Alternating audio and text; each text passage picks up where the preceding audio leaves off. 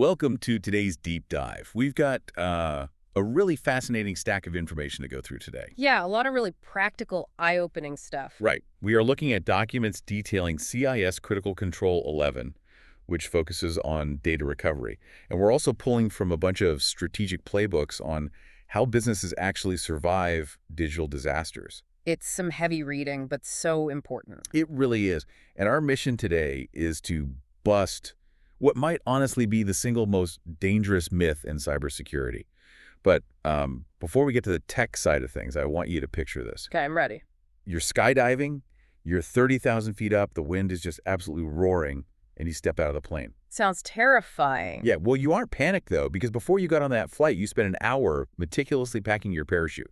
I mean, you followed the manual, folded the silk perfectly, tucked the lines in exactly right. Right, you did everything by the book. Exactly. You have a parachute, therefore you feel safe. But the reality of gravity is about to teach a very harsh lesson. Yes, it is. Because the real test of a parachute isn't whether you packed it. I mean, the real test is what happens when you actually reach for that cord. Exactly. If that ripcord just snaps the moment you pull it, it literally does not matter how beautifully you pack the chute. You're still in free fall. Which is a terrifying thought. Right. And that brings us to the myth we are busting today. The assumption that simply having backups means you can actually recover your business. It's a really common assumption, too. But the hard truth is that a backup has absolutely zero value until you've proven you can restore it. Zero value. So we're going to move you from looking at backups as this, annoying monthly IT expense to treating them as your ultimate business survival plan. And we promise this isn't going to be some dry, jargon-heavy tech lecture. No, definitely not. It's about practical resilience. We want to answer the ultimate question. What happens to your business if you lose everything today? So if we know packing the parachute isn't enough, we really need to know what a reliable, functional parachute actually looks like. Or who even decides the standard? Well, that's where the Center for Internet Security comes in. They publish these vital benchmarks, and Critical Control 11 is entirely dedicated to data recovery. And the objective there is pretty straightforward, right? It is. You just need to be able to reliably recover your enterprise data after, say, an accidental deletion, a hardware failure, or, and this is the absolute worst case scenario, a ransomware attack. And to give businesses a clear roadmap, this standard is broken down into implementation groups, or IGs. Yeah, think of them as like levels of maturity. Right, so level 1, or IG1, is basically essential cyber hygiene. It mandates that you establish a clear recovery process, perform automated backups, and protect that recovery data. It's just the baseline. Yeah, that's the foundation. Every business, no matter how small, really has to start there. But then you move to IG2. Which is where things get a bit more serious. Exactly. This is where you actually start defending against modern threats. IG2 as the requirement for an isolated instance of your data. Isolated meaning what, exactly? Yeah. Well, that isolation is specifically designed to stop ransomware from crossing over from your main network into your backups. And, crucially, IG2 requires you to actually test your data recovery. Which goes back to pulling the ripcord. Precisely. You have to test it. Okay, but then there's IG3, which implies total compliance. But wait, I want to push back on IG3 for a second here. Okay, go for it. Looking at how these frameworks are structured, it says IG3 requires total compliance, but it actually has no exclusive safeguards of its own. It just kind of absorbs everything from IG1 and IG2. Right. Doesn't that just make it a redundant bureaucratic label? I mean, why even have an IG3 if it's just IG1 and IG2 done right? You know, it sounds totally redundant on paper, I'll give you that. But it's actually all about scale and complexity. Scale? How so? Well, IG3 is designed for massive enterprises. Like, doing IG1 and IG2 perfectly across a 10-person design agency is one thing. Doing it across a 10,000-employee hospital network with, legacy mainframes, cloud environments, and thousands of endpoints, that requires massive organizational discipline. Ah, okay. That makes sense. Yeah, IG3 is about proving that those baseline safeguards are universally applied across highly complex, sprawling networks without a single gap. Okay, the complexity is the hurdle there. But if we go back to our skydiver analogy, stopping at IG1 is basically saying, hey, I packed the parachute, so I'm done. Exactly. Why do so many businesses, especially small and medium ones, just stop at that IG1 phase? Why do they completely skip the testing requirement in IG2? Honestly, it ultimately comes down to the psychology of the green check mark. The green check mark. Yeah. When an IT dashboard says Backup successful with a big green check. Business owners feel this profound sense of relief. They mentally check the box and just move on to running their company. Out of sight, out of mind. Right. Because testing takes time, it requires intentional effort, and honestly, there's a subconscious fear of finding out this system you've been paying thousands of dollars for actually doesn't work. Oh, totally. Ignorance is bliss. It's so much easier to live in blissful ignorance. But skipping that testing phase means you have a theoretical safety net, not a functional one. That false sense of security is just terrifying. And speaking of improperly packed parachutes, people often assume that if they use huge trillion-dollar tech platforms, those platforms have already packed the parachute for them. Yes. The Microsoft 365 illusion. Yes. Whether it's OneDrive, SharePoint, Google Workspace, you name it. When you look at how small businesses operate today, there's just massive confusion between three fundamentally different concepts. Syncing, cloud storage, and backups. Exactly. People use these terms interchangeably all the time. Yeah. And it's a complete recipe for disaster. It is such a vital distinction to make. Let's break down the mechanics a bit. Yeah, let's do that. Syncing simply copies changes between your devices. If you edit a document on your laptop, the sync engine sees that change and immediately updates the version in the cloud so your phone or desktop sees the new version too. Right, it's just mirroring the file. Exactly. Now, cloud storage, on the other hand, is just a place to put files online. It's essentially a digital filing cabinet sitting somewhere in a data center. Okay, so where does backup fit in? A backup is entirely different. A backup preserves recoverable historical copies of your data from different points in time. And most importantly, it keeps them isolated from your live working environment. I want to focus on that syncing mechanic for a second. Because I think a lot of people treat syncing as their ultimate safety net. Oh, they definitely do. But think about how ransomware actually works. If I get hit by ransomware on my laptop and my local files get maliciously encrypted and locked by a hacker, Right. and I have OneDrive running in the background, doesn't OneDrive just instantly sync those newly encrypted files right up to the cloud? I mean, it's basically syncing the poison, isn't it? That is exactly what happens. Syncing the poison is really the perfect way to describe it. Wow. You have to remember how a sync engine is programmed. It doesn't analyze the file to see if it was maliciously encrypted. I mean, it isn't an antivirus tool. It's just doing its job. Right. It just looks at the file metadata, sees that the file changed at 2:00 p.m., and dutifully updates the cloud version to match the corrupted local version. That is so wild. Microsoft 365 and Google Workspace are phenomenal at protecting access and keeping their infrastructure online. Like, if a meteor hits a Microsoft data center, your files are safe, but they are not protecting you from you. Right. They don't protect you from an accidental deletion or a malicious insider or even a departing employee who just decided to empty their entire digital trash bin on their last day. Exactly. Or, as you said, ransomware sinking the poison. Now, platforms like Microsoft do have some version history features, which can sometimes save you. But there's a catch, I'm assuming. A big one.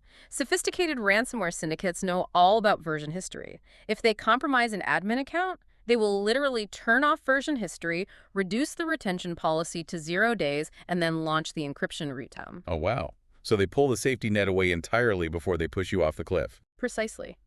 Which means relying solely on Microsoft 365 or Google Workspace is just not a complete backup strategy. You absolutely need a separate, dedicated, third-party backup solution for your cloud environments. Okay, so if Cloud Sync isn't a true backup, what is? I remember years ago, the golden rule of backups was basically just a numbers game. You're thinking of the classic 3-2-1 rule. Yes, the 3-2-1 rule, 3 copies of your data, stored on 2 different storage methods, with 1 copy stored separately off-site. It was basically the gospel of IT. It really was. But looking at how disaster recovery experts handle this today, they view the 3-2-1 rule as completely outdated.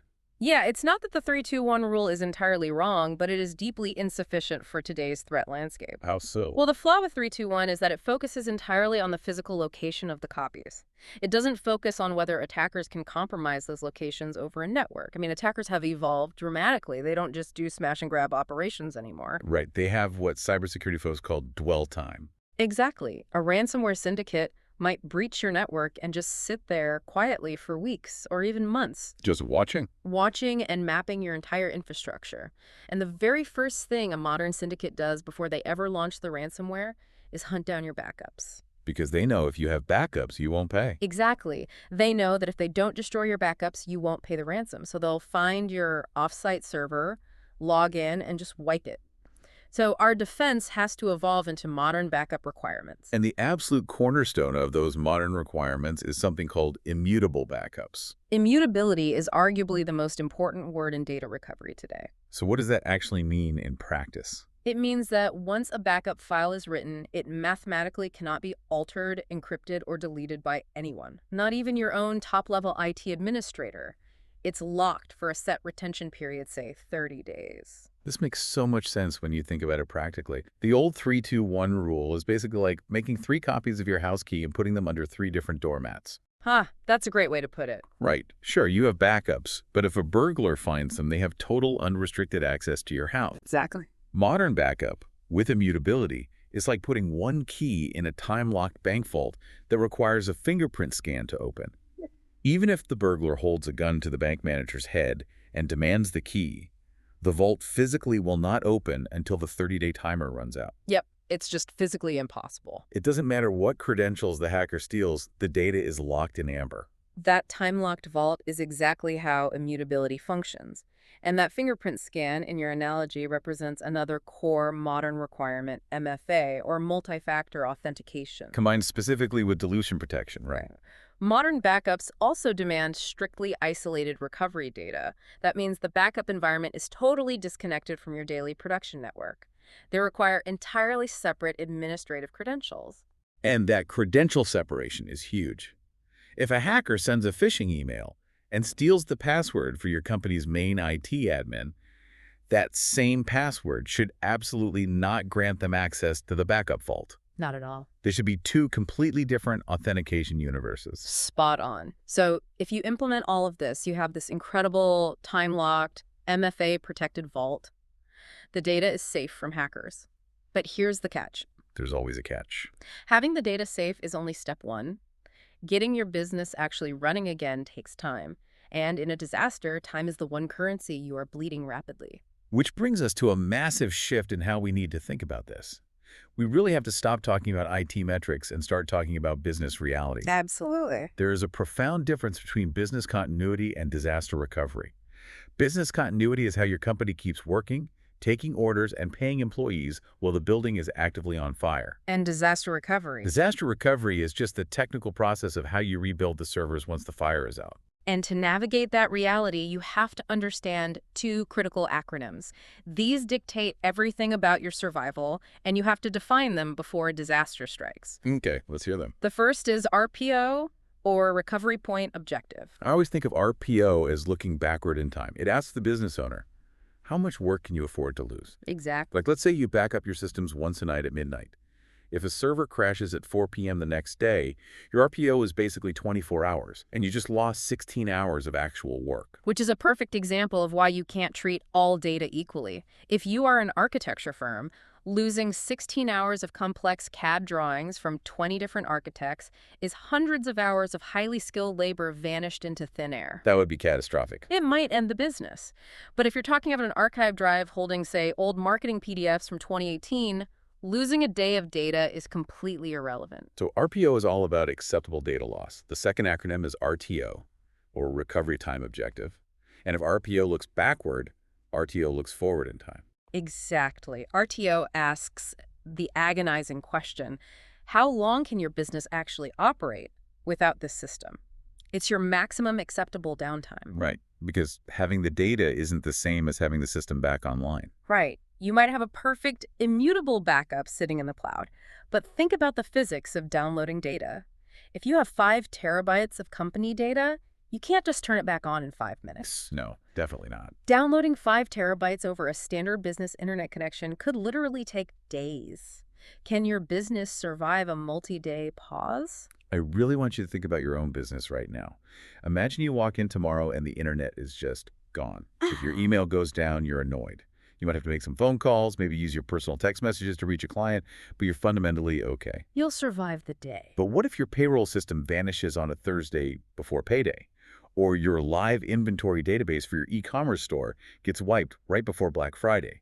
You are in an existential crisis. And that's exactly why defining your RTO for every single system is so important. It creates a triage list. It tells your IT team what absolutely must be restored first. So they aren't wasting time on those 2018 marketing PDFs. Exactly. Identity systems, accounting software, and email usually need an RTO of hours. A static informational website might have an RTO of a few days. You have to calculate the true cost of downtime. And people always underestimate this, don't they? Always. The cost isn't just the hourly rate you pay an IT guy to fix the servers. The true cost is the lost sales every hour your site is down, the plummeted productivity of your entire staff sitting around unable to work, the shattered trust of your customers, and potentially severe regulatory penalties if you lose sensitive data. It adds up incredibly fast. But, knowing the theory of RTO and RPO is great. But as we said at the very start, packing the parachute is completely useless unless we actually pull the cord to see if it works. We have to test it. We need to talk about testing, and specifically, the human side of recovery. How does a non-technical business owner, someone who doesn't know how to code, actually test their backups? It's surprisingly simple, and a lot of people avoid it because they think it requires shutting down the whole company to simulate a catastrophic failure. Which nobody wants to do. Right, but you don't need to do that. Disaster recovery experts suggest a highly practical, low-friction test. You just pick one important file. Have your IT provider or your internal team move or delete the test copy. Then ask them to restore it. But the key here is that you have to verify it, right? Yes. Don't just take their word for it. Open the restored file yourself. Confirm the contents are correct, check that the formatting isn't corrupted, and record the result. Just that one file. Just that one file. Because that one simple act proves the entire pipeline from the server to the immutable vault and back down to your workstation actually works. I love how actionable that is. Anyone can do a one-file test. Beyond that, if you rely on outside help, there are 5 critical questions every business owner needs to ask their IT provider today. Let's run through them, because they are really eye-opening. Let's do it. Number 1, what exactly is backed up? You'd be amazed how often people assume everything is backed up, only to find out during a crisis that nobody included the CEO's local laptop folders or the bespoke accounting software on a legacy machine. That happens all the time. Number 2 is, how often does the backup run? As we discussed, that dictates your RPO, your potential data loss. Right. And number 3 is crucial for accountability. How are failures reported? If a backup fails on a Tuesday night, does an actual human being get an urgent alert? Or does it fail silently in the background for 6 months while the dashboard still shows a green check mark from January? That false green check mark again. Exactly. Those first 3 are basic hygiene, but the next 2 really separate the survivors from the casualties. Number 4, can ransomware delete our backups? If they say no, you need to ask them to prove it by explaining their immutable, isolated vault. And number 5, probably the most important one, when was the last successful restore test? Not a backup test, a restore test. Right. If your IT provider stammers or deflects when you ask those questions, you have a massive vulnerability in your business. Okay, so let's walk through the nightmare scenario. You've asked the questions, you've tried your best, but the worst still happens. Imagine you walk into your office on a Tuesday morning. You sit down with your coffee, wiggle a mouse, and your screen is locked. The dreaded red screen. Yeah. There's a giant red box and a countdown timer demanding Bitcoin. What is the literal first thing you do? Well, your instinct is going to be panic, but the immediate technical steps are critical. First, you need to quarantine the infection. Disconnect affected systems from the network immediately. Like physically unplug them. Yes. Pull the Ethernet cables right out of the wall, turn off the Wi-Fi routers. But you shouldn't just yank the power cord out of the wall, right? Exactly. Do not prematurely wipe the systems and do not frantically reboot them. Why not reboot? It's the first thing everyone tries when a computer freezes. Because you might destroy vital forensic evidence stored in the system's active memory. If you wipe the server to try and get back online faster, your cyber insurance company might refuse to pay your claim because you destroyed the evidence they need to investigate the breach. Oh, wow. I never thought about the insurance side of that. Yeah, so you disconnect the network and then you call your IT provider and your cyber insurance hotline immediately. And this scenario is exactly why you need an emergency binder.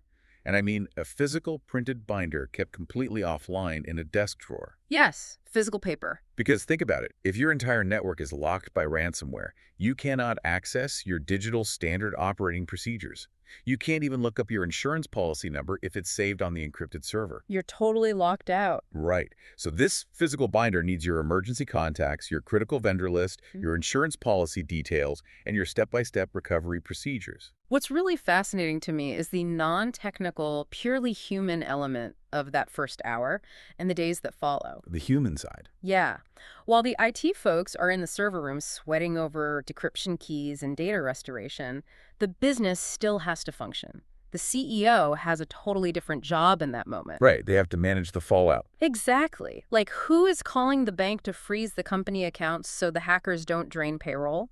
Who is proactively communicating with your key customers so they don't hear about your data breach on the local news first? Who is liaising with law enforcement or legal counsel? It's so much more than just computers. Recovery is a human operation, not just a technical one. Your IT team can restore the data, but the humans have to restore the business. That is such a profound way to look at it. So Okay. if we look back at the ground we've covered today, we started by understanding that the true risk isn't just data loss, Yep. but the inability to recover. Exactly. We looked at the CIS standards and saw that essential hygiene, just packing the parachute, isn't enough. You must isolate and test your backups. Have to test them. And we busted the Microsoft 365 illusion. Remember, if you rely only on sync, you're just sinking the poison. A terrifying reality. Truly. Then we evolved past the outdated 3-2-1 rule to demand immutable time-locked vaults that hackers literally can't touch. And we learned that you have to clearly define your acceptable data loss and your maximum downtime, your RPO and RTO, long before the crisis ever hits. It really all comes down to taking ownership of your resilience. As a business leader, you simply cannot entirely outsource your survival. No, you can't. And to that end, I want to leave you with one final, deeply unsettling question directly from the source material to mull over tonight. All right, lay it on us. If your IT provider went out of business or got hacked themselves and just disappeared tomorrow, who actually has your backups? Oh, wow. Right. Do you personally hold the administrative keys to your backup accounts, or are you entirely locked out of your own company's survival net? Let that one sink in for a minute. Don't be the skydiver who blindly trusts a parachute they've never inspected. Find out who holds the keys to your vault. Run a one-file restore test this week, and please build and print out that emergency binder today. Thank you for joining us on this deep dive. Stay curious, stay resilient, and we'll catch you next time.